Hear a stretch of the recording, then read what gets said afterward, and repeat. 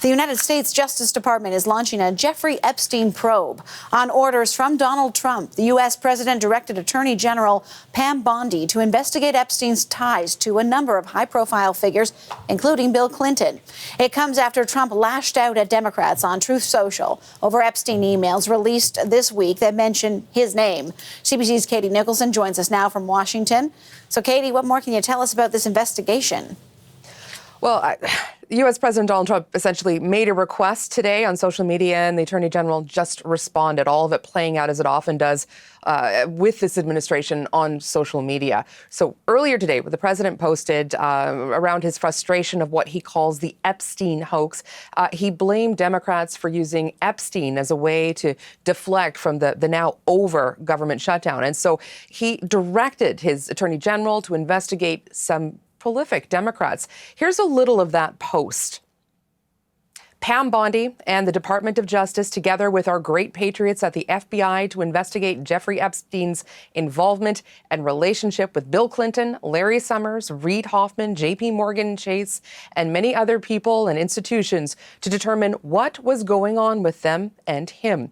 So just to bring up to speed, Sarah, you may not know some of these names. Larry Summers is a longtime Democrat, former U.S. Treasury Secretary. He advised Clinton and Obama. Reid Hoffman is a longtime Democratic donor, man behind LinkedIn. And as a response to this, Pam Bondi, within hours, posted on X, "Thank you, Mr. President."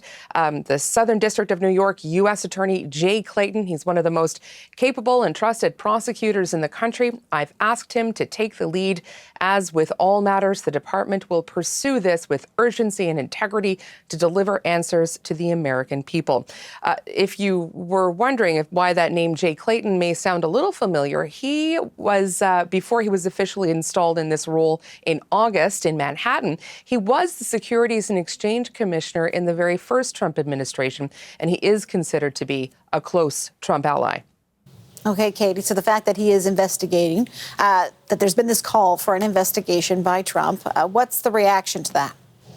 Well, this comes a few days before this anticipated House vote to release the Epstein files. That's the DOJ's sprawling evidence against the sex offender. And after more than 20,000 documents from his estate were released on Wednesday, certainly the call to investigate Democrats is being met with skepticism by particularly Democratic ranks. Here is Representative David Min from California. I think when Pam Bondi is told by Donald Trump, jump, she will always say how high.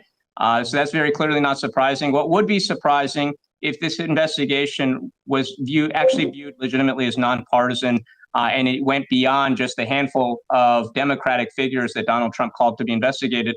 Donald Trump's name himself is in a lot of those Epstein files, as we've seen, and a lot of those emails.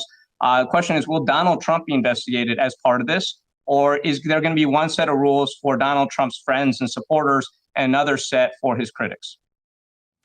And there were Republicans who also spoke out against this, including Nebraska Representative Don Bacon, saying that sort of this undermines, in a way, law enforcement.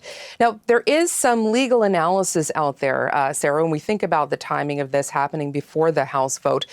Legal analysis suggesting that if there's an ongoing investigation into a number of figures that may or may not have ties to Jeffrey Epstein, that could give some in Congress a reason to vote against the release of these files next week. All of this, of course, before that vote.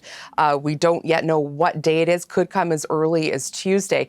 And also happening at the same time, a number of House Republicans signaled today that they are going to support this measure. So the question here, could this investigation whittle away some of that Republican support in the House for this measure? CBC's Katie Nicholson in Washington. Thank you.